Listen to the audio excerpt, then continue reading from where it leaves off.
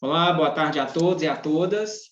Gostaria de agradecer a presença de vocês e informar que o evento está sendo gravado e posteriormente será disponibilizado no canal do YouTube da Bilux. Para quem não me conhece, meu nome é Arnaldo Galvão, sou responsável pela diretoria de marketing e projeto Lux Brasil da Bilux. Para quem ainda não conhece a Bilux, a Associação Brasileira da Indústria de Iluminação instalada no Brasil, busca defender o interesse do setor, bem como o desenvolvimento e implementação de ações que contribuam para a eficiência, produtividade e competitividade das empresas do segmento nacional e internacionalmente. A palestra de hoje, com o tema IoT na indústria de iluminação, será proferida pelo Sr. William Franco, que é diretor comercial da ASI para a América Latina. A ASI é uma empresa com plataforma própria de conectividade móvel e conta com parcerias de acesso com mais de 900 operadoras no mundo. A chave da solução oferecida pela empresa é um SIM card inteligente, patenteado mundialmente com sistemas de banco de dados e processamento embarcado no próprio SIM card, que proporciona priorização de conectividade baseada em acesso à rede e latência, mais o melhor sinal.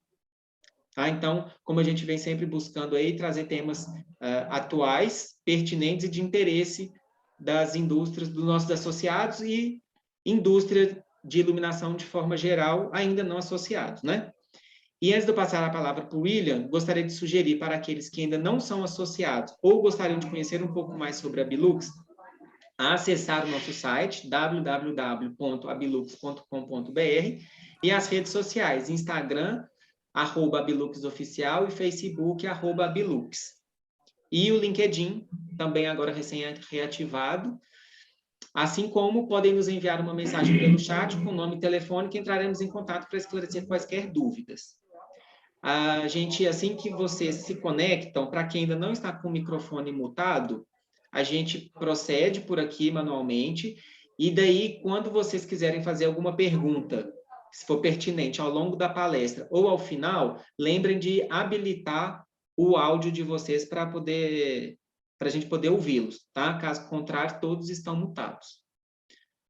William, agradeço mais uma vez a presença, o convite para proferir a palestra, e agora a palavra é toda sua. Ok, muito obrigado, Arnaldo. É uma honra, né? Um prazer estar podendo falar para vocês um pouquinho sobre a internet das coisas. O IoT, né, na realidade, ele vem do termo em inglês, né, Internet of Things, onde ele engloba uma série de possibilidades no mundo de conectividade.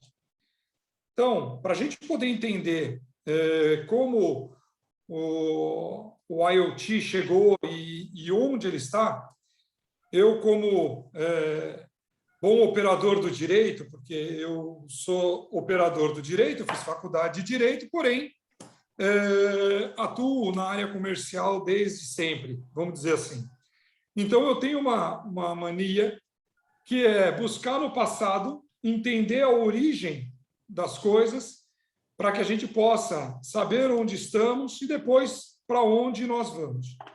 Então, para a gente poder ter essa dimensão de como o IoT chegou aonde está e para onde ele vai, é interessante a gente entender como tudo isso começou e como era o Brasil antes de todo esse processo que a gente tem visto. Então, o Brasil, antes de 1980, ele era um país sem absolutamente nada de internet. Nós não tínhamos, naquela época, telefone celular. Toda a comunicação móvel que existia era através de rádio analógico. E todas as medições, hoje o pessoal fala muito em smart grid, naquela época era tudo feito de forma manual. Então, eu creio que todos nós aqui na sala estamos acostumados, ou estávamos acostumados a ver o leitorista olhando o nosso relógio, tanto de energia quanto o relógio o hidrômetro, né, e todo o processo sendo analógico. E muitas vezes nós víamos alguns erros, né, de medição, né? Isso era muito normal, onde, às vezes, a pessoa que fez a medida cometia algum erro, alguma gafe, e nós não tínhamos como pegar e fazer nada diferente do que entrarmos com uma reclamação e esperar algum dia para que nós conseguíssemos ter o ajuste da nossa conta ou qualquer coisa do gênero. Então, para nós que somos, né, um pouquinho antes dos anos 80, nós vivemos durante todo esse período, né, sem nada disso que a gente vê hoje. E é bem interessante porque quando nós olhamos para trás, tem muita gente que pergunta, né? Poxa, como que eu sobrevivi daquela forma sem ter tanta praticidade? Porém, nós que vivemos efetivamente essa época, a gente fala, poxa, vai ser difícil para os atuais, né? Para as pessoas que nasceram a partir dos anos 2000, entender como eram as coisas sem essa velocidade de internet, telefone celular e tudo mais. Bem, então esse era o mundo lá antes da década de 80. Por volta de meados do final da década de 80, início da década de 90, nós tivemos a primeira forma de comunicação móvel, tirando o rádio, que era conhecido, né, como o PX-PY da vida, aquele rádio analógico. Então, nós começamos com uma comunicação móvel, né, o famoso pager. Então, aqui eu coloquei na foto até alguns modelos, né, de pager. Eu não sei se aqui na nossa sala tem pessoas um pouco mais novas que vão olhar isso e não vão fazer a menor ideia do que seja. Mas nós temos aqui o pager que está bem no centro, né, dessa figura. Ele era uma das piores situações que você poderia encontrar dentro da comunicação móvel. Ele te dava um número de telefone para que você ligasse para saber qual era a mensagem que você estava recebendo ou o que você deveria fazer. Isso era utilizado muito por médicos naquela época, que, por conta de alguma eventualidade, eles precisavam fazer essa ligação e seguir para o hospital ou fazer algum procedimento, alguma coisa nesse sentido. Eu, por várias vezes, né, eu sou daqui de São Paulo, por várias vezes, eu, em plena marginal, absolutamente travada, recebi uma mensagem num pager, esse semelhante ao primeiro pager quadradinho, o pager do lado esquerdo, recebi uma mensagem no visor: favor entrar em contato com o escritório urgente. Aí você fala, poxa, é bem interessante entrar em contato com o escritório urgente, sendo que eu estou em plena marginal, parado no trânsito, e não tinha, naquela época, nós não tínhamos telefone celular, essa facilidade, WhatsApp. Vou ligar para quem e como? Não tinha a menor condição. Então, essa era uma grande solução na época, que causava um transtorno maior do que a própria solução para quem era usuário de pager. Com o passar do tempo, né, vieram para o Brasil alguns modelos de telefone celular encabeçados pela Motorola, que foi a primeira fabricante a entrar no Brasil com a tecnologia celular.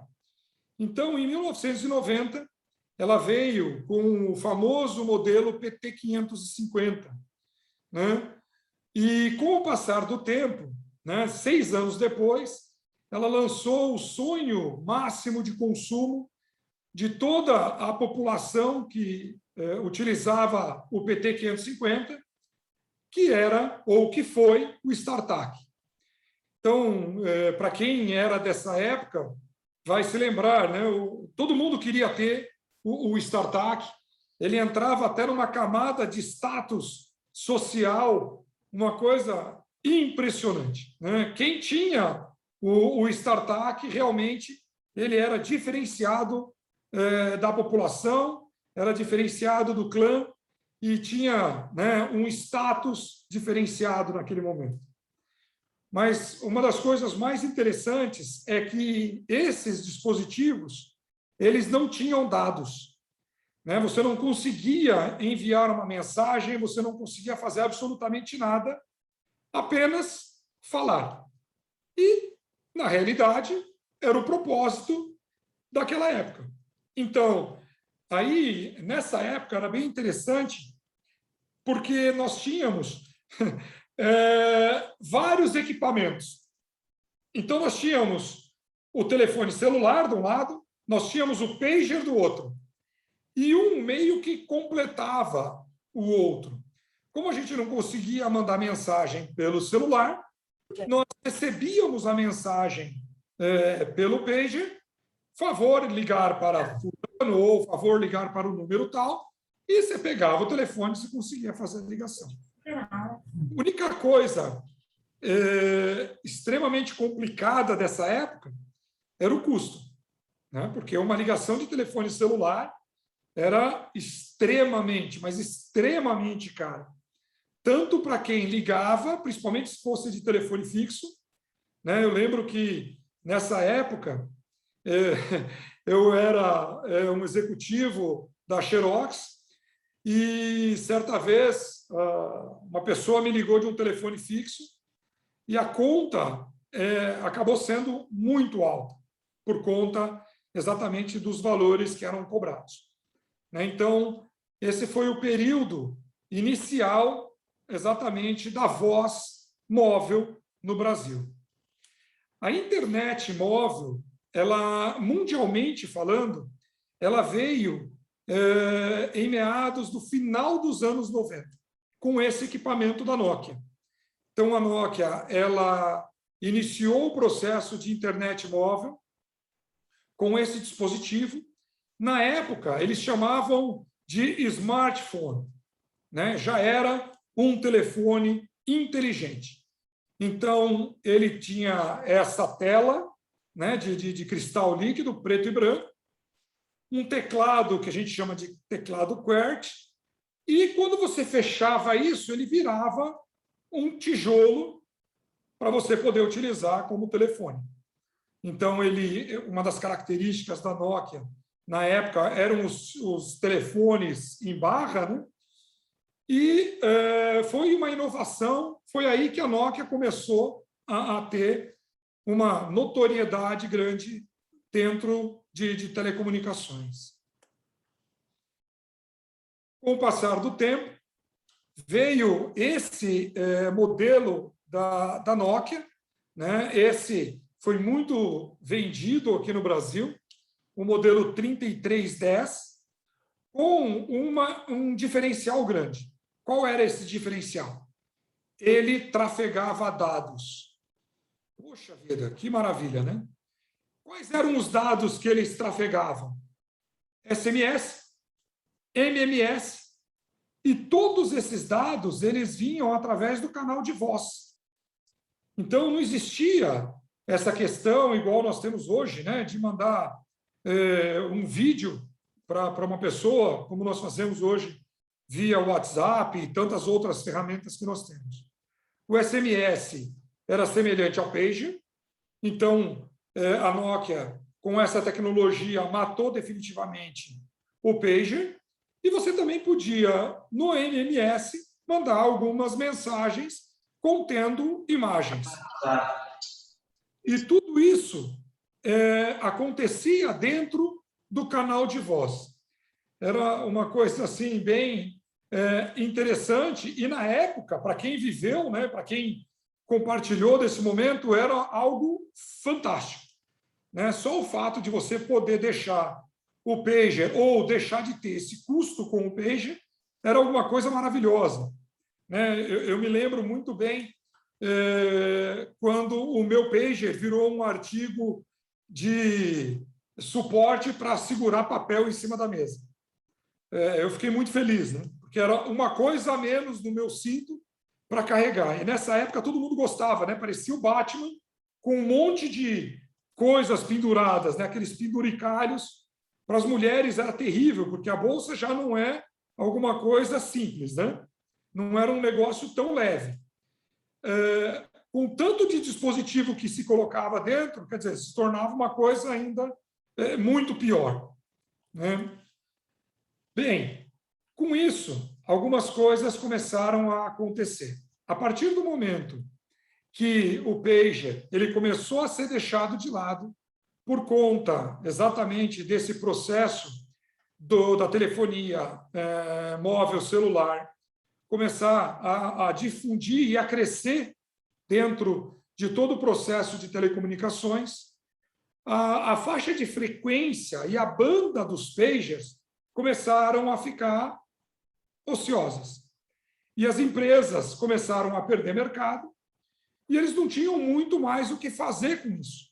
Porque quando a gente fala em telefonia celular, a gente fala em uma comunicação bilateral, onde você fala, o receptor recebendo a mensagem, ele pode continuar falando e tudo isso ao mesmo tempo. O pager não. Ele tem um polo passivo, onde simplesmente você manda a informação e, pior que isso, é que você não tem uma confirmação efetiva da ponta recebendo a informação que você efetivamente está passando. Então, alguns dispositivos antifurto veiculares foram criados nessa época.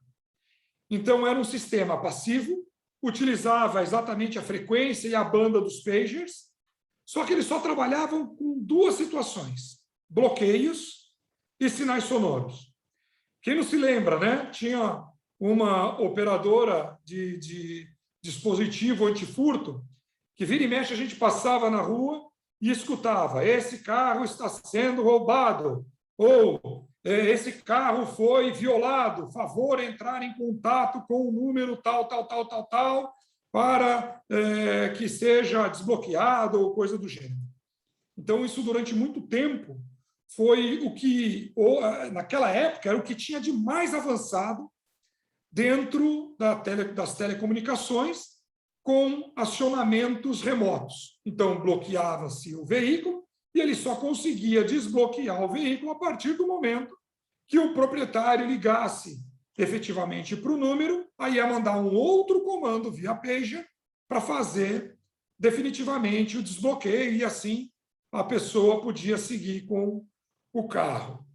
Eu fico imaginando nos dias atuais, né, nessa vida maluca que nós temos, essa correria enorme, onde quando um Uber cancela a nossa viagem, né, que está acontecendo agora bastante, que a gente vai acompanhando o carrinho no celular, no smartphone, se nós tivéssemos os nossos carros bloqueados com um sistema desse, porque de repente aconteceu, sei lá, um vento um pouco mais forte, ou um caminhão passou e vibrou, e o nosso carro ficasse apitando e até a gente receber efetivamente o comando da operadora, como nós ficaríamos, né? Então, realmente, só quem viveu essa época e vive a nossa para poder saber e mensurar essas diferenças, né, de velocidade e tudo mais que nós tínhamos e agora aquilo que nós temos. Bem, no início dos anos 2000, nós tivemos um divisor de águas, né? E o que foi esse divisor de águas? Foi o início efetivo do tráfego de dados. Então, as operadoras criaram a possibilidade, com o avanço da tecnologia, de você poder não só enviar mensagens, como receber mensagens, e tudo isso via internet. Então, nesse momento, iniciou-se todo um processo chamado rastreamento e telemetria. Era o que nós chamávamos, na época, de departamento de RT.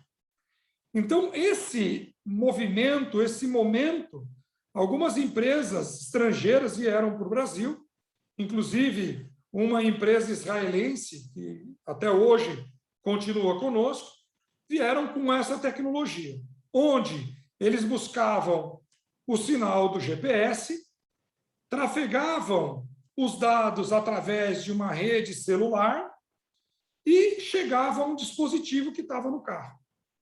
Esse dispositivo mostrava a localização para um sistema que plotava esse sistema em um mapa, onde você conseguia saber exatamente onde estava o seu carro, com um desvio de até 15 metros.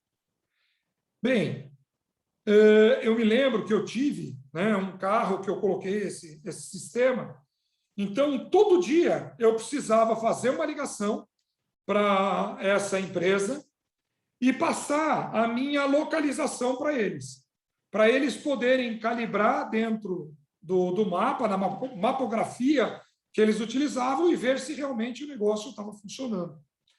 Então, era também alguma coisa que era prático, mas você tinha que fazer essa calibragem todo dia. Então, era alguma coisa bem melhor do que simplesmente travar o teu carro e você ter que esperar o novo sinal. Por quê? Porque você conseguia ver, entre aspas, online aquilo que estava acontecendo e o seu deslocamento junto à operadora ou até mesmo na plataforma de gestão que eles tinham. Bem, a tecnologia continuou avançando. Alguns outros dispositivos começaram a entrar dentro desse cenário, que não eram só voltados a rastreamento e telemetria. E quando a gente fala em telemetria, vamos pensar no seguinte: vamos pensar em um carro que tem lá o controle de abertura e fechamento de portas. Então, tudo que não é rastreamento, tudo que não é você olhar no mapa para onde o carro está indo ou o que ele está fazendo, é telemetria. Então, a telemetria era uma abertura de porta, o sistema sabia, era quando, por exemplo, você parou efetivamente o carro fora da rota, então o sistema ia olhar para ver se tinha alguma irregularidade, motor desligado ou alguma coisa do gênero. Nesse cenário novo, alguns dispositivos como POS, que eram e que são até hoje utilizados, aquelas máquinas, né, as maquininhas de pagamento, eles passaram a utilizar os dados móveis para fazer as transações financeiras. Isso não é nem rastreamento, nem telemetria. Então, criou-se um novo nome, uma nova nomenclatura, que era o M2M, né? Machine to machine, ou simplesmente de máquina para máquina. Então, nesse momento, o que eles conseguiram fazer? Eles criaram um processo diferenciado onde as máquinas iriam se conversar. E que tipo de máquina? Qualquer máquina. Desde que tivesse uma fonte de energia e trafegasse uma pequena quantidade de dados, você conseguiria fazer essa comunicação entre máquinas. Eu me lembro que, quando entrou todo esse processo e nós conseguimos avançar com a tecnologia, um mercado muito grande se abriu. Então, no início de tudo, os cálculos que nós fazíamos em telecomunicações eram quantas casas existem para a gente iniciar um processo de abertura de mercado, de uma questão de ampliar mais o mercado. Então, a gente fazia um cálculo, a gente trabalhava com telefonia fixa relacionada diretamente a residências. Depois, num segundo momento, nós começamos a falar sobre quantas pessoas haviam, né, no Brasil e no mundo, para nós trabalharmos com outra questão. Qual que era a questão? Telefone celular. Então, todo o forecast, toda a previsão que nós fazíamos era em cima da quantidade de pessoas. Quando veio o M2M, as coisas começaram a abrir de uma forma muito grande. Então, o M2M trouxe para nós que trabalhávamos nas operadoras trouxe uma nova vertente, trouxe um novo horizonte para a gente. Por quê? Porque nós tínhamos a possibilidade de ampliar não só a questão de pessoas, mas a questão de máquinas. Quantas máquinas existem no mercado que podiam ser, de alguma forma, monitoradas? Então, nós tínhamos os carros, em primeiro lugar, e quando eu falo carro, nós tínhamos carros, tratores, nós tínhamos caminhões, nós tínhamos uma série de possibilidades dentro do M2M para poder desenvolver. Além disso, nós tínhamos as transações financeiras, aí nós tínhamos equipamentos, né, de rua, por exemplo, geradores de rua, e mais uma série de outros equipamentos que estavam dentro desse cenário do M2M, que abriu realmente, né, um nicho de mercado muito grande, muito maior do que o simples telefone celular para as pessoas. Bem, o tempo foi passando, chegamos aqui em meados de 2013. 2013, naquela época, houve uma promessa diferenciada e houve todo um contexto diferenciado. Estava se migrando o processo de M2M para o IoT. O IoT, diferente do M2M, ele usa, apesar de também utilizar os mesmos canais de comunicação de telefonia móvel, ele tem algumas características diferenciadas. E ele não é simplesmente, M2M e IoT são as mesmas, apesar das siglas serem diferentes, é a mesma coisa. Não. O M2M, ele trabalha com baixa quantidade de dados, com um volume maior de equipamentos. O IoT, ele também trabalha com uma quantidade pequena de dados, mas ele está atrelado a um consumo de energia também pequeno. Por quê? Porque ele começa a conectar coisas. Ele não conecta mais máquinas. Então, o maior de todos os empecilhos para um bom projeto de IoT era a questão da bateria. Então, naquela época, o grande desafio era esse. É você conectar o máximo de coisas com um mínimo de custo em baterias. E eu creio que vocês devam saber, né, estando nesse mercado de iluminação, um dos maiores impeditivos para alguns projetos irem para frente é exatamente essa questão de custo. Você pode inviabilizar qualquer projeto se o custo for muito além daquilo que é necessário ou daquele custo que seria cabível dentro do processo de desenvolvimento que nós mesmos criamos. Então, o IoT, ele muda completamente o cenário de telecomunicações com essa promessa muito grande. E como que a gente faz a distribuição disso tudo? Normalmente, você tem um concentrador que vai recebendo informações de vários processos para que ele possa disparar isso para a rede e aí sim subir para a internet todas as informações que eles estão apurando. Esse concentrador ele pode ser conectado à internet de várias formas. Os dispositivos eles têm que ter essa questão de baixo consumo e baixo tráfego de dados. Mas os gateways, né, esses concentradores, eles acabam recebendo todas essas informações e disparando. Então, eles é que são efetivamente a conexão com a internet e que dão um segmento para todo o projeto, todo o processo. Bem, com isso, algumas coisas começaram a ficar interessantes. Nós começamos a ter algumas possibilidades diferentes. Começaram a aparecer novos horizontes. E uma das coisas interessantes, eu não sei quantos aqui são técnicos ou técnicos eletrônicos, ou engenheiros eletricistas, ou qualquer coisa nesse segmento, nesse ramo.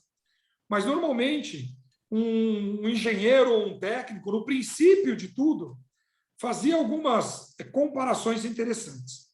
Uma das comparações interessantes era utilizar a água com a energia elétrica para que a gente pudesse entender como funciona toda a questão de tensão, de voltagem, aquela coisa toda dentro do circuito elétrico. Então, para que o processo ficasse um pouco mais simples, normalmente os professores faziam esse relacionamento, né? Traçavam essa relação. Hoje, o que a gente pode ter como relação? Nós temos a iluminação, as lâmpadas, efetivamente, podendo ser relacionadas ou comparadas, efetivamente, com as telecomunicações, principalmente com a telefonia móvel. Inclusive, é alguma coisa que às vezes a gente fala, mas é tão natural nós falarmos e nós não nos atentamos. Mas quantos de nós aqui já passou numa determinada região, tentou usar o telefone não fazia ligação e nós usávamos a frase, né? Olha, estou em uma área de sombra. Poxa, mas por que área de sombra? A telefônica ou a empresa telefônica, ela não atende aquela área, ela não tem cobertura naquela área. Então, quando a gente começa a analisar friamente a iluminação com telecomunicações, o primeiro fator bem interessante é onde nós colocamos a iluminação, normalmente. A menos que seja alguma coisa muito própria, ou para um enfeite, ou para algum destaque específico, toda a iluminação é colocada na parte de cima. Normalmente, numa altura que possa cobrir uma maior área e que possa iluminar de forma efetiva aquela área que você precisa. Então, a gente tem exemplos de iluminação das casas, nós temos exemplos nas fábricas, nós temos exemplos nas ruas. Quer dizer, em todos os locais, a iluminação é sinal de segurança. Toda vez que a gente passa num local que a iluminação é baixa, você se sente seguro. Quer dizer, eu me sinto inseguro. Eu não tenho segurança de ficar andando em locais onde a iluminação não esteja próxima ou de uma forma que eu consiga enxergar não só onde eu estou pisando, mas também numa distância diferenciada. Dentro de telecomunicações, a ideia é a mesma. Então, a pior coisa que tem é quando você está num local onde você olha para o seu telefone celular e você vê que você não tem absolutamente nada de sinal. Você está impossibilitado de comunicar ou de se comunicar com alguém. Afinal, seres, né, comunicativos, a gente necessita falar, nós necessitamos ter essa socialização. Né? Então, por sermos seres sociáveis, nós precisamos disso tudo. Então, quando nós comparamos o processo de iluminação com telecomunicações, eles realmente estão muito próximos e ficam interligados de uma forma muito interessante, fazendo com que a gente comece a pensar em algumas coisas diferentes. Espera aí, se eu tenho como receber informação de vários locais, por que não eu utilizar isso também para distribuir essas informações? Então, quando você transforma a iluminação de um simples meio de trazer visibilidade e você coloca inteligência nela, você coloca rede, você coloca a internet na lâmpada, as coisas começam a mudar um pouco de figura. Então, aí você começa a enxergar um passo à frente. Então, eu já vi, e principalmente nos Estados Unidos, algumas lâmpadas absolutamente diferenciadas, onde elas são conectadas. Então, por elas estarem conectadas, a primeira grande situação que ela te traz é o quê? É o status dela própria. Então, o que você consegue saber? Poxa, eu consigo saber se aquela lâmpada está acesa ou apagada e eu consigo interagir com ela. Se ela está acesa e deveria estar apagada, eu consigo desligar. Se ela deveria estar acesa, eu consigo acender. Poxa, mas aí seria alguma coisa muito vazia, só você fazer o controle da lâmpada. Apesar de ser alguma coisa bem diferente, alguma coisa que agrega um valor diferenciado para o modelo que nós até hoje experimentamos. Sim, mas espera aí. Se você ampliar um pouquinho mais, lembrando que a lâmpada está numa altura onde ela consegue te dar amplitude, por que não colocarmos, de repente, uma câmera na lâmpada?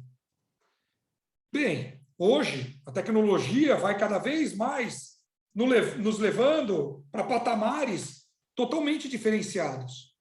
Então, eu estive vendo um projeto que é um projeto chamado Smart Cities.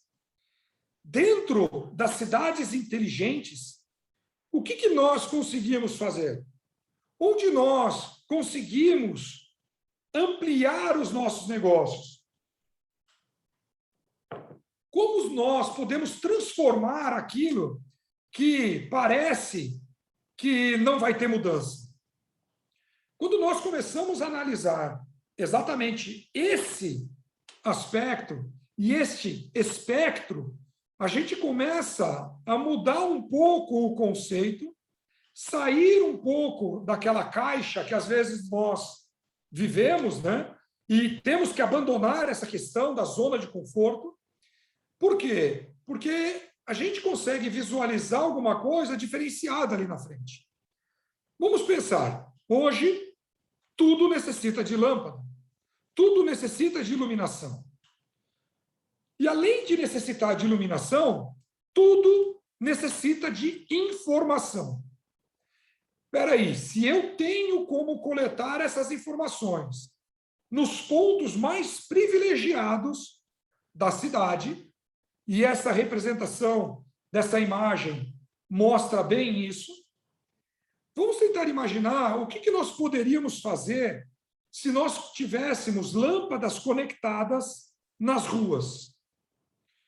Imaginem que a lâmpada conectada, tendo uma câmera fazendo leituras de placas e fazendo adequações onde distinguindo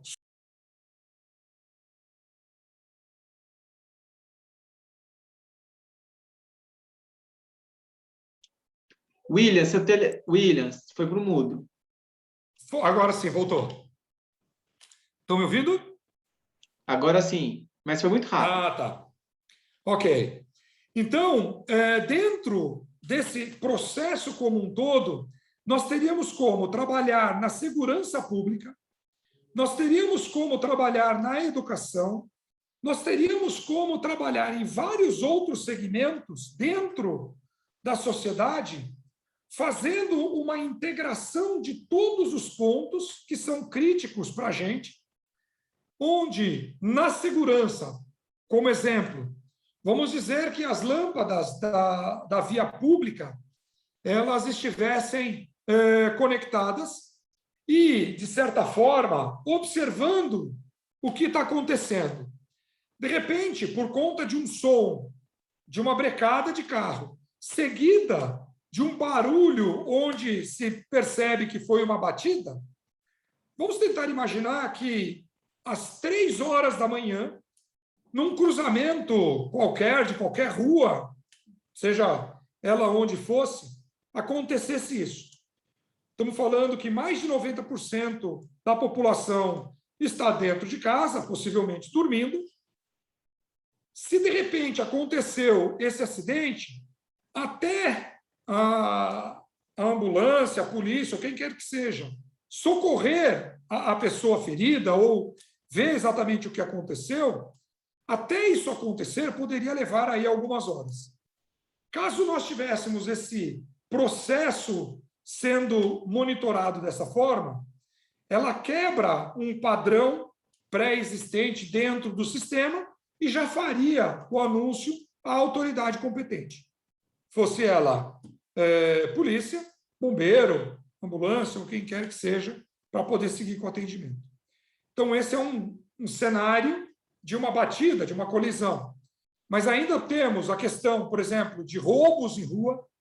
Nós temos questões, por exemplo, de carros que são roubados ou furtados todos os dias, a toda hora, que acabam tendo saída, né, para alguns pontos mais distantes, que também daria para fazer um controle diferenciado. Bem, o que eu gostaria de mostrar para vocês é isso, a amplitude de cenários que nós temos para que, dentro do processo, dentro do projeto de iluminação, a gente consegue abrir. E algumas coisas que são interessantes, né, para que isso tudo aconteça, são toda aquela parte de infraestrutura que tem por detrás. Então, eu diria que vocês hoje, como, de alguma forma, participantes do mercado de iluminação, vocês têm o principal ingrediente para que todo esse processo possa acontecer. E qual que é esse ingrediente? Vocês têm os pontos mais privilegiados para poder desenvolver esse tipo de situação. Porém, tem algumas outras coisas necessárias para que isso aconteça.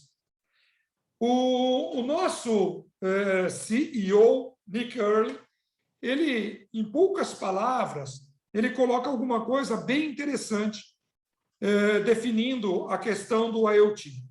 Ele diz, o IoT tem potencial disruptivo, é aquele, o disruptivo, no sentido que os ingleses colocam, os americanos, é quando você tem efetivamente uma rupção, você quebra o tradicional, a coisa que todo mundo faz, você muda para uma situação diferente, podendo criar valores diferenciados. Então, dentro do que ele estava dizendo, o IoT tem o potencial disruptivo de criar vantagem competitiva real, criando novas experiências para o cliente, digitalizando produtos e serviços e permitindo a transformação e o crescimento dos negócios. Vocês se lembram? No começo da apresentação, eu coloquei lá um relógio marcando exatamente o quanto de gasto em volts a pessoa utilizava. Então, ali a gente vê que era um produto analógico, e aqui ele já fala digitalizando produtos e serviços. E aí a gente começa a fazer toda uma transformação para o modelo e para o mundo dos nossos negócios. Uma coisa importante para o mundo IoT, nós temos que ser disruptivos. A gente tem que pensar fora da caixa. Não adianta a gente fazer aquilo que todo mundo está fazendo, o famoso mais do mesmo. Eu costumo dizer aqui na empresa, na nossa unidade de negócios, que se for para fazer igual o que todos estão fazendo, eu prefiro não fazer. Porque aí a minha competitividade, ela simplesmente vai estar baseada em preço. Eu não quero ser conhecido pelo produto mais barato do mercado. Porque daqui a pouco vem alguém e vai fazer alguma coisa que vai ser mais barato, inclusive loucura.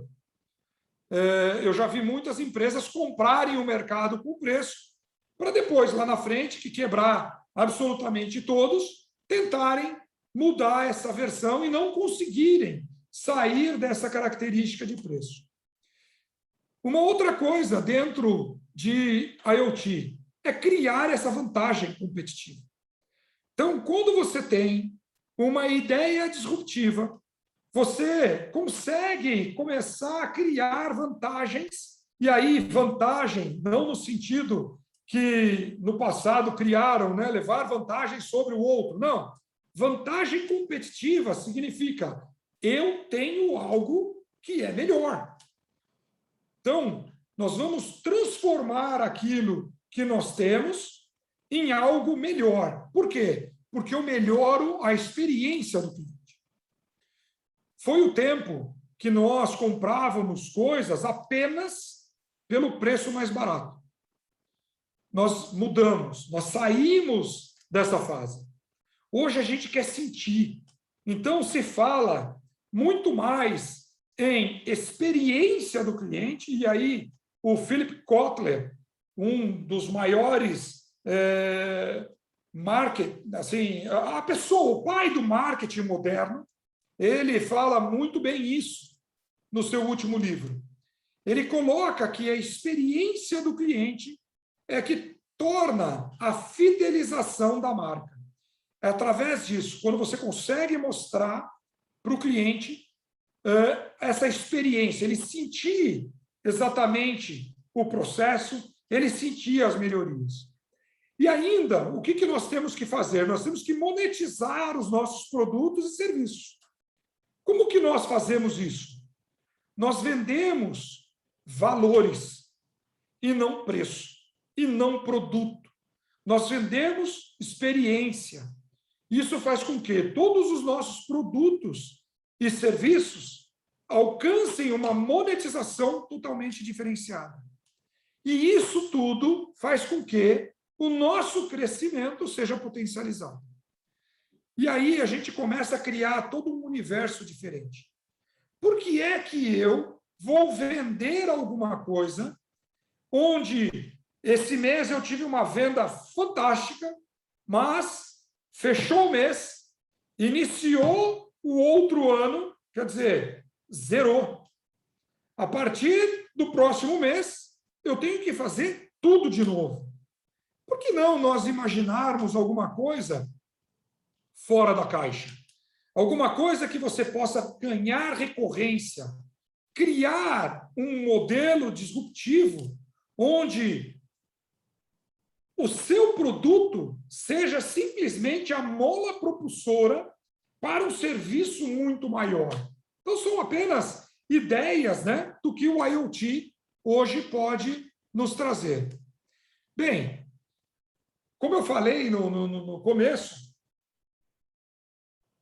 e a gente fala de IoT, a internet das coisas, muitas especulações foram feitas lá em 2015, 2013, quando começou esse processo de IoT, quando criaram essas situações, nós vamos conectar todas as coisas.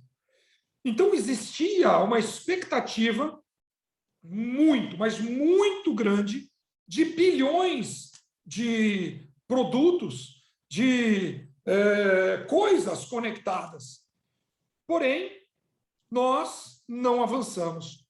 Nós paramos num buraco muito grande. Nós não temos, nem hoje, já passou 2020.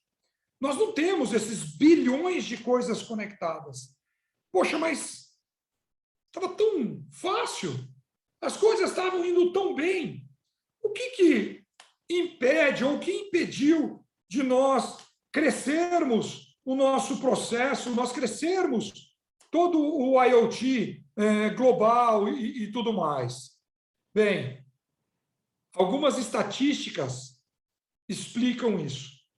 Segundo um analista sênior da Gartner, ele, depois de uma pesquisa bem apurada, ele percebeu que 80% dos projetos de IoT falham antes mesmo de serem lançados. Espera aí, como assim eles falham antes de ser lançados? Quer dizer, falta alguma coisa dentro do processo ou dentro do projeto para que ele possa avançar. Então, a gente já perde aí muito, mas muito projeto logo no início dele. E aí, um estudo da Cisco, lá em 2017, eles colocam que apenas 15% dos executivos de negócios consideram os seus projetos de IoT um sucesso. Espera aí, nem os próprios executivos acreditam naquilo que estão fazendo. Isso é uma coisa tão complicada, porque para você não acreditar naquilo que você está fazendo, é porque o processo que você criou anterior pode ser que esteja muito fora daquela realidade. Quer dizer, você teve uma boa ideia, mas saiu muito fora daquilo que poderia ser viável. 49% dos projetos de IoT falharam devido à falta de um case de negócios claro. Se você não tem isso bem definido, possivelmente não vai acontecer. Então, os projetos têm que ter aquele processo de início, meio e fim. Você precisa saber onde você quer efetivamente chegar. E 38% citaram questões técnicas como os principais desafios em um projeto IoT. E quando a gente fala em questões técnicas, a gente acaba abrindo um espectro um pouco maior, né? E aí nós temos a grande dificuldade, por exemplo, o meio. Ou como eu vou espalhar os meus projetos, como que eu vou ter a comunicação do meu projeto de IoT dentro da perspectiva atual? Como eu posso ser diferente com o meu projeto de IoT? E aí, o que realmente os clientes, né? Então, aqui a gente está vendo, no slide anterior, o que acontece para as empresas não seguirem com os projetos. Mas o que os clientes hoje eles querem? O que nós, consumidores, esperamos do IoT? Então, uma coisa que a gente espera, um resultado comercial que ofereçam custos reduzidos e uma receita maior com uma vantagem competitiva. Alguma coisa que agregue para a gente. Uma outra coisa, integração perfeita dos dados, seja ela na nuvem pública ou privada. Você precisa ter essa integração, porque se você não integrar isso, dificilmente você vai conseguir chegar à conclusão do seu projeto. Uma outra coisa importante, transmissão segura de dados. Você não vai soltar os dados que você está coletando ou que você tem como principal fonte de remuneração ou qualquer coisa que esteja, sem que tenha segurança. Uma outra coisa que é extremamente complicado. Normalmente, quando você desenvolve um projeto de IoT e ele envolve outros países ou até mesmo outras regiões, normalmente você tem que sair pagando vários fornecedores. Então, uma coisa que os clientes realmente esperam é poder pagar uma fatura única de conectividade global. Uma segunda, né, e uma outra situação, redução significativa na complexidade da implantação e gerenciamento dos dispositivos. Isso é um impeditivo muito grande. Atualmente, ninguém quer ter, como eu posso dizer, mais trabalho do que aquilo que nós já temos. E o processo, às vezes, é tão complexo que inviabiliza. Você vai perder tanto tempo tentando colocar isso no ar que acaba ficando inviável. Uma plataforma que seja global em IoT, com uma conexão celular confiável e altamente disponível. Uma das coisas que a gente percebe muito em todos os segmentos, no momento que você precisa da informação, você está sem conectividade. Naquele exato momento, as coisas acontecem e você fica a ver navios. Até aconteceu uma coisa interessante esses dias. Eu estava aqui no escritório e nós resolvemos, por conta de uma reunião que estávamos fazendo, nós solicitamos que uma dessas empresas de comercialização de alimentos pela internet nos entregasse aqui no escritório um pedido, né, de almoço, de comida, tudo mais. Bem, por incrível que pareça, alguma coisa que fazia muito tempo que eu não escutava, a AWS, que era o servidor dessa empresa, onde está hospedado todo o sistema, ela caiu, saiu fora do ar. No momento exato que nós estávamos solicitando o nosso almoço. Aí você fala, poxa, realmente a lei de Murphy existe. Então, se você não tem uma infraestrutura confiável, pode ser que as coisas aconteçam. Mesmo sendo confiável, porque a AWS é uma plataforma confiável, mesmo assim, os problemas também podem acontecer. Uma outra coisa que os clientes normalmente esperam, um contrato de gerenciamento para todos os dispositivos implantados, para ficar mais fácil você poder fazer o monitoramento de absolutamente tudo. E uma solução preparada, não para agora, porque o agora, quer dizer, já passou, né? Ah, não, é para hoje. Hoje já são que horas? Daqui a pouco isso passa. Então, a solução ela tem que ser preparada já olhando para o futuro, visando o futuro, para que possa se ajustar dinamicamente às mudanças nas exigências tecnológicas operacionais. Então, é isso, hoje, que os clientes esperam e querem do IoT. E aí, algumas coisas interessantes, né, que nós, da SI, nós conseguimos entregar e integrar. Então, o que nós temos? Nós temos uma plataforma global única. Então, nós conseguimos desenvolver todo esse processo que nós colocamos, a gente consegue ajudar em todas aquelas dificuldades e dores em uma plataforma global única. Então, você vai ter, né, todo o serviço de conectividade de hardware independente da rede dentro da nossa plataforma. Solução sem necessidade de toques, você não vai precisar manipular absolutamente nada. Então, o que você vai precisar fazer? Simplesmente colocar a conectividade lá no destino final e fazer toda a manipulação sem precisar encostar nos dispositivos. E ela é pronta para o uso da IoT como serviço. O ecossistema do IoT nosso permite a integração rápida e segura de dados na nuvem em super escala. Então, se precisar escalar isso para milhões, bilhões de dispositivos, todo o nosso ecossistema já está preparado. Então, para isso, nós temos 3 passos extremamente necessários. Primeiro, o dispositivo de IoT ele tem que estar optimizado.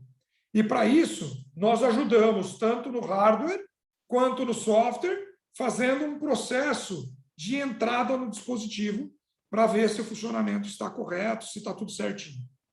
Nós temos todo o processo de gerenciamento de conectividade dispositivo por dispositivo, que é o que a gente chama de Security SIEM.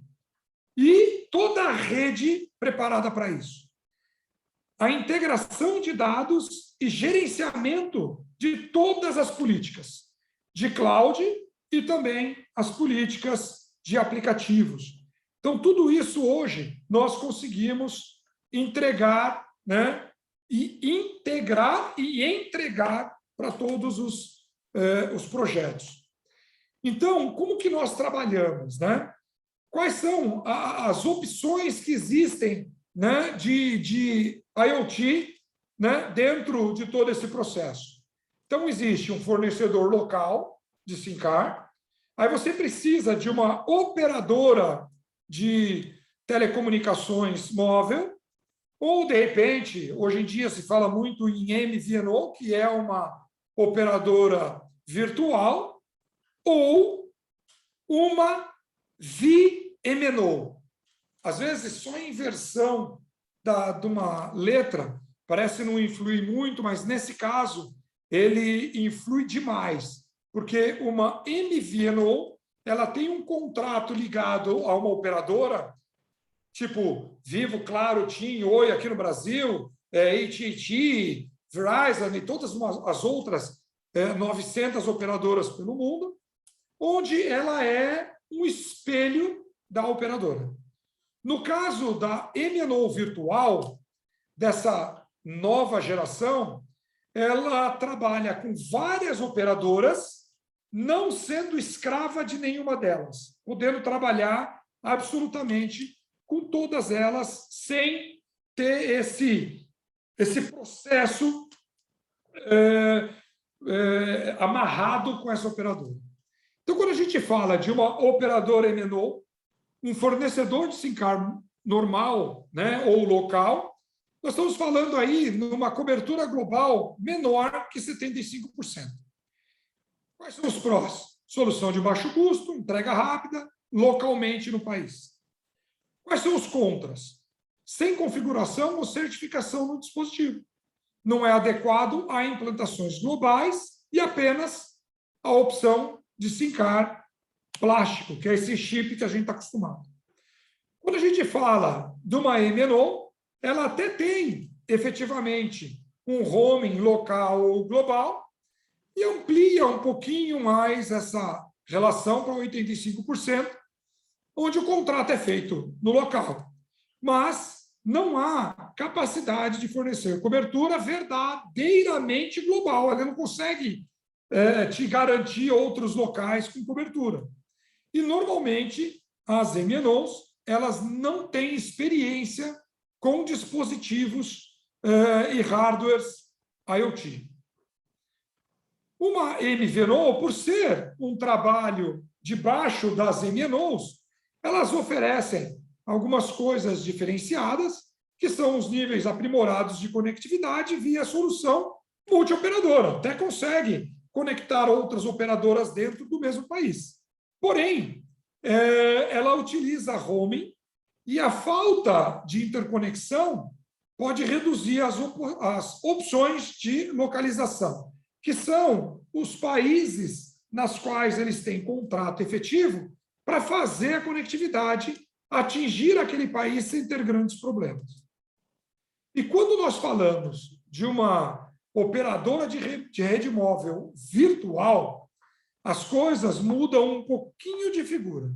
A gente tem alguns protocolos de conexão diferenciados. Então, tudo que há de mais moderno, a gente consegue agrupar, fazendo com que o nível de conectividade chegue próximo do 100%. Por quê? Porque ele vai buscar os contratos e todo esse serviço ele não está fora da plataforma, e sim está dentro do próprio SIM card. Então, o chip ele vai resolver, junto com o módulo de comunicação, o que ele deve ou não fazer. E os dois ali decidem qual é a melhor rede que eles precisam, fazendo com que esse serviço se torne um serviço premium e dando uma maior disponibilidade e retorno no investimento. Então, fica um retorno mais rápido em relação a todo o processo que foi desenvolvido, que foi desenhado, tirando algumas daquelas dificuldades que nós colocamos logo no começo. Bem, aí nós temos a gestão inteligente dos dispositivos. Como que a gente faz isso? Porque, imagina, temos aí alguns milhões, quem dera, alguns bilhões de dispositivos. Nós temos que fazer a gestão disso. Como que a gente vai trabalhar e vai conseguir fazer esse processo rodar sem ter maiores dificuldades?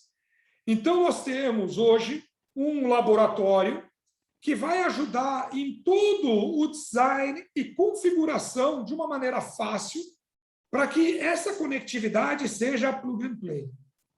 Então, todo esse processo, essa expertise de conectividade versus processo de desenvolvimento, nós temos como fazer para quem quer que seja ou para quem quer que precise.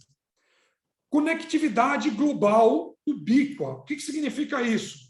Nós temos cobertura em qualquer lugar. Estamos falando em mais de 900 operadoras espalhados por mais de 190 países pelo mundo. Lembrando que, segundo a ONU, são 193 países, né, que existem no mundo, reconhecidos por eles. Então, quando a gente fala em mais de 190, é mesmo para não errar, né? Então, não colocar um número, porque amanhã ou depois algum outro país pode aparecer, então, praticamente em todos os países. E a nossa plataforma, ela oferece 99%, ou mais de 99% de conectividade global. Significando dizer, se lá tem uma rede de telefonia celular, nós vamos conseguir atendê-los. Nós temos a questão da imersão segura de dados na nuvem, permitindo o quê? A inteligência artificial e alguns KPIs também. Então, a gente tem como fazer, além de todo esse processo, entregar e integrar também inteligência artificial e também alguns relatórios, né, para você poder fazer realmente essa gestão de uma forma mais efetiva. Todo o processo ele é de fácil gerenciamento e administração, o que faz com que os custos dos recursos sejam também menores. E essa plataforma de gerenciamento, ela é uma plataforma, um preço para conectividade global, um contrato de suporte, no final, apenas uma fatura.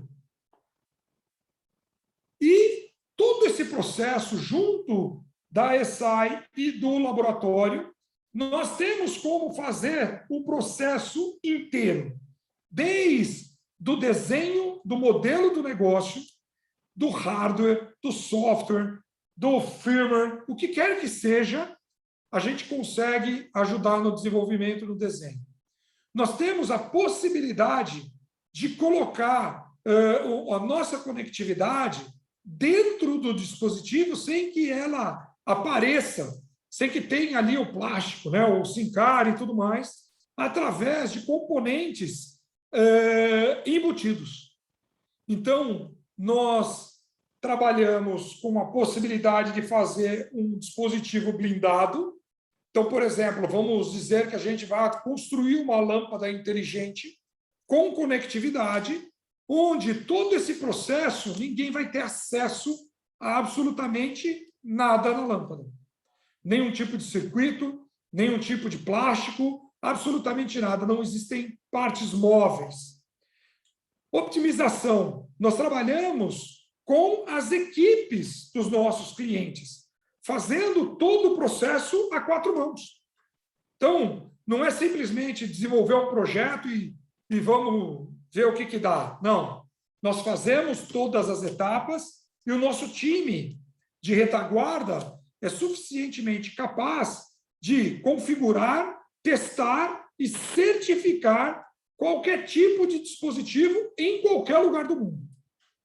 A nossa conectividade, que hoje a tecnologia que nós temos, ela respeita os principais protocolos internacionais, que hoje é o 3GPP e o ICC, né? Ele, dentro desse processo, juntamente com o SIM-card, a nossa plataforma de gerenciamento, permite que você conecte aí mais de 700 redes globalmente. Na realidade, eu já estou falando em mais de 900 redes globais. E toda a parte de integração, também de forma segura, com uma série de parceiros que nós temos, nós vamos disponibilizar isso. E aí, o que falta? A entrega proativa e dedicada de serviços com gerenciamento do parque dos dispositivos IoT. E esse gerenciamento nós temos 2 formas de fazer. Ela pode ser self-service, você pode ir lá e fazer todo o processo sozinho, ou nós também temos um time que faz esse gerenciamento. Dessa forma, o que nós conseguimos fazer? Nós conseguimos entender o IoT, entender os projetos efetivos e toda a margem de oportunidades que nós temos dentro do mercado de iluminação, por ser um mercado extremamente privilegiado, um mercado que eu não consigo ver acabar, não existe essa possibilidade, e todo o processo extremamente adequado para se desenvolver qualquer solução dentro desse universo maravilhoso que é o universo de iluminação. O resultado final disso tudo é o quê? Um único provedor de conectividade verdadeiramente global, oferecendo benefícios reais no IoT, para que você consiga concentrar o quê? Exatamente todos os esforços no crescimento dos negócios. E isso faz com que a experiência em design de hardware e dos dispositivos comecem a andar nos caminhos corretos. Você tenha esse fornecimento global com uma disponibilidade de rede de maior ou mais do que 99%. Acesso a mais de 900 redes de parceiros espalhados pelo mundo inteiro. Gerenciamento proativo dos dispositivos, que deixa você altamente conectado com toda a sua operação. A integração segura, em tempo real, com todos os dados na nuvem, e o melhor de todos esses processos que nós colocamos é um único ponto de suporte global, onde toda a cobrança e o gerenciamento dos dispositivos estão concentrados. Então, a gente consegue, de uma forma completa, fechar todo o ciclo de IoT, trazendo soluções diferenciadas. Bem, pessoal, a ideia é essa, e aí vem aqueles 15 minutos de dúvida, né? Se alguém tem alguma dúvida, espero ter agregado alguma coisa a mais para o negócio de vocês, algumas ideias, e estamos abertos a dúvidas.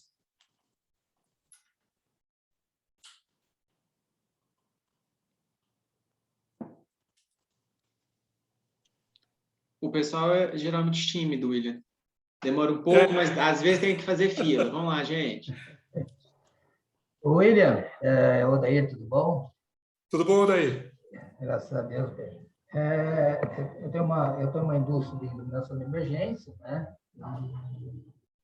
E eu tenho vários equipamentos espalhados pelo Brasil.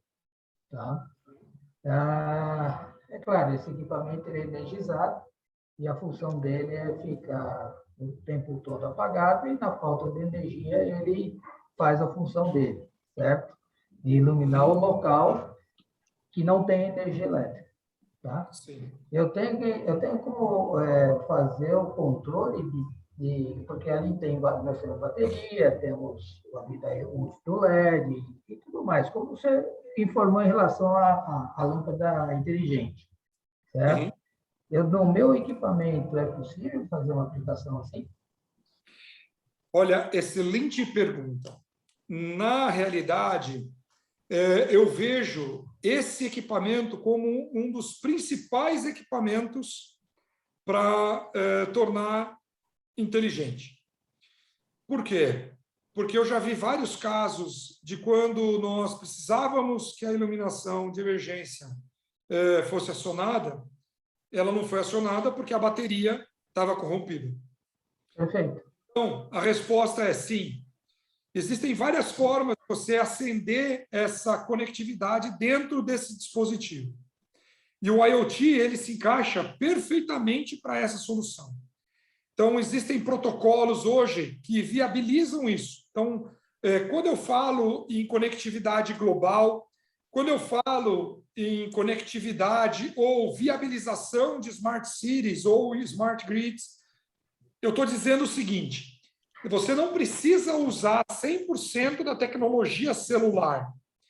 Você tem várias tecnologias secundárias que você fecha efetivamente uma rede. Então, por exemplo, um prédio que esteja com todas as inovações de segurança com os seus equipamentos.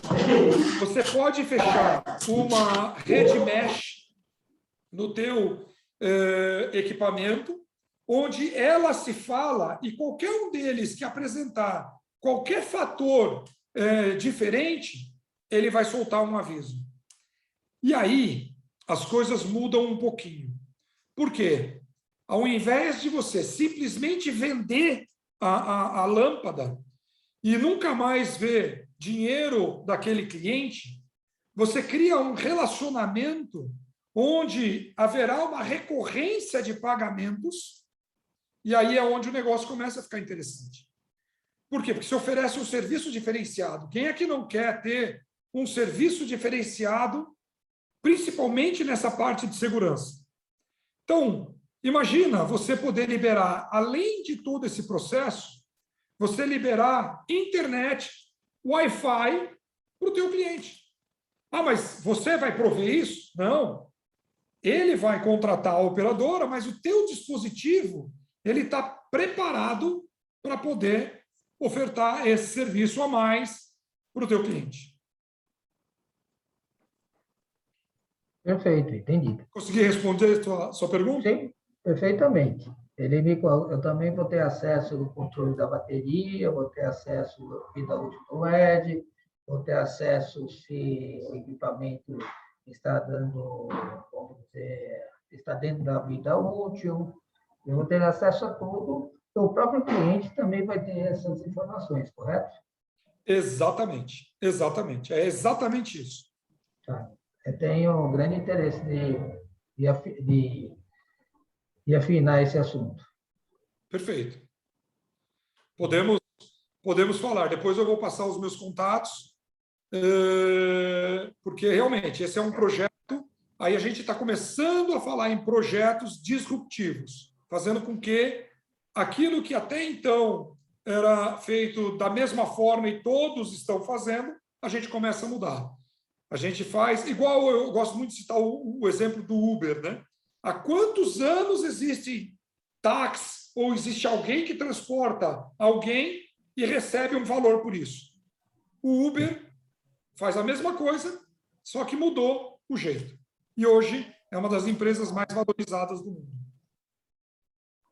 Perfeito. Muito obrigado pela explicação.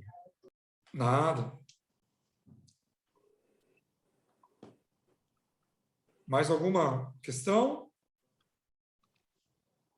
Realmente, Arnaldo, o povo vai ser normal, né?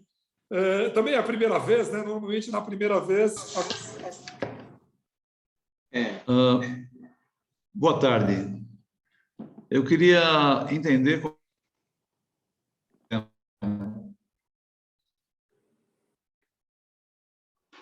A gente não está te ouvindo bem.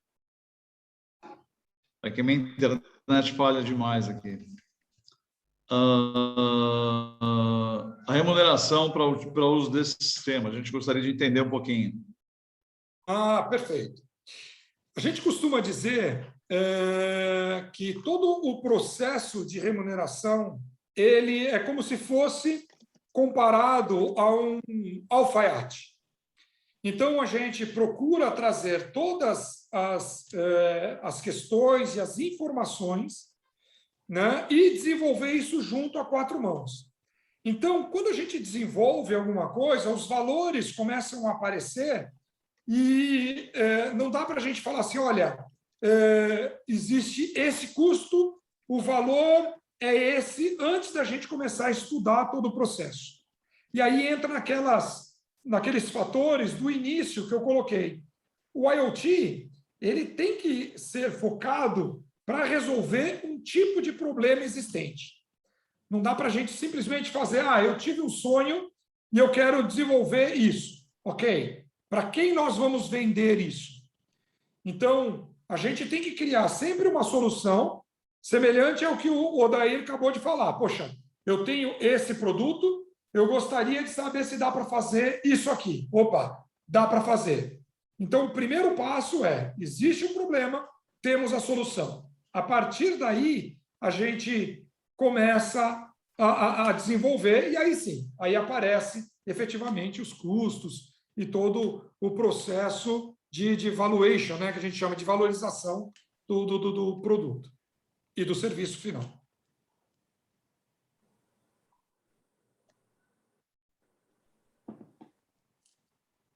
Puxa, eu estou vendo que tem está tendo algumas conversas no chat, mas para eu abrir aqui, se você puder me ajudar, Arnaldo, não sei Não, se... eu estou acompanhando, mas não tem pergunta, não. Pergunta, pelo menos, não tem. Algumas pessoas, 2 pessoas falaram que o áudio não estava muito bom, mas eu perguntei para outras pessoas e estava normal. Perfeito. Mais alguma pergunta ou consegui observação? Responder a pergunta?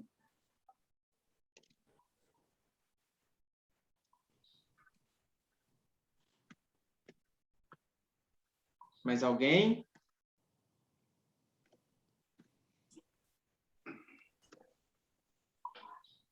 Deixa eu voltar aqui no chat para ver, mas também não. Bom, sendo assim, acho que podemos encerrar, né? Não, perfeito. Eu vou colocar aqui o meu contato também. Uhum. O Né? cartão de visita hoje em dia é um print da tela, né? Então, quem quiser pode printar o contato. Mas, como eu disse no início, e algumas pessoas, entraram bastante pessoas depois que a gente começou, viu, William? Então, para quem não pegou o início, a gente vai disponibilizar a apresentação no YouTube dentro de alguns dias. E, da mesma forma, a gente vai divulgar também nas redes sociais que já está disponível. Tá? Então, agradeço mais uma vez, William, o aceite aí do convite, a participação, e espero que, com isso, as nossas indústrias intensifiquem mais as suas atividades aí nessa área que é tão importante e é a tendência, né? Não do futuro, né? Na verdade, a gente não está podendo falar em futuro, mas em relação a isso, já é praticamente do presente. É a realidade, já é presente, é isso mesmo. Né? Tá? Então, eu gostaria de agradecer a todos os participantes, além de convidar os associados presentes agora a permanecerem na sala para a reunião geral da Bilux do mês de dezembro, que acontecerá logo em seguida.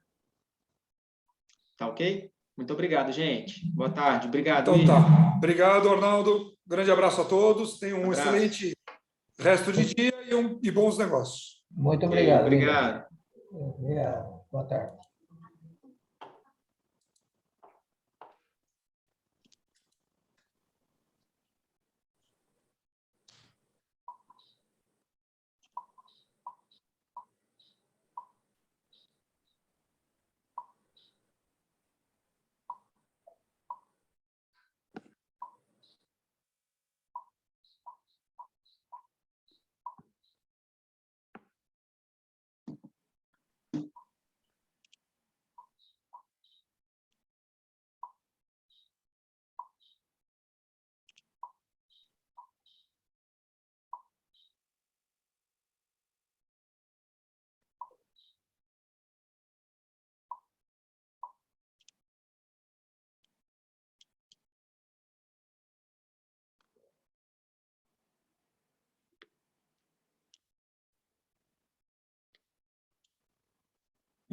Alberto, eu não estou lembrando da sua inscrição e pelo nome que está aparecendo aqui, você geralmente tem participado das reuniões ou é associado à Bilux?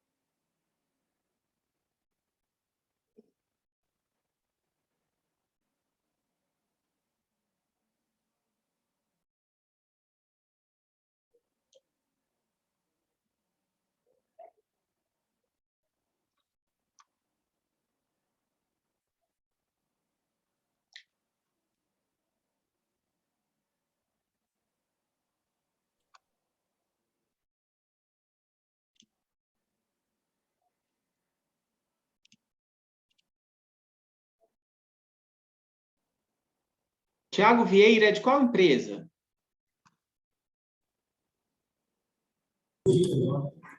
Oi, Arnaldo. O Thiago Vieira trabalha aqui na Unicenter, ele já saiu da Ah, tá. reunião, mas eu não sei por que ainda aparece o nome dele. Não, Ele tá do já meu lado. saiu.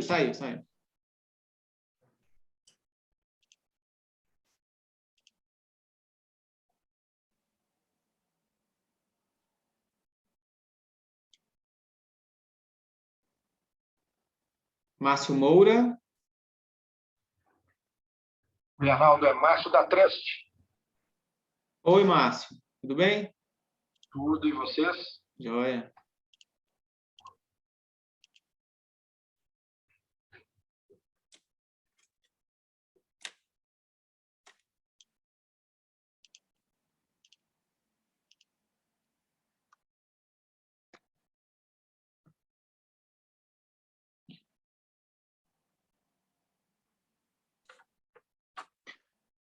Pronto, doutor Poli, agora só associados na sala.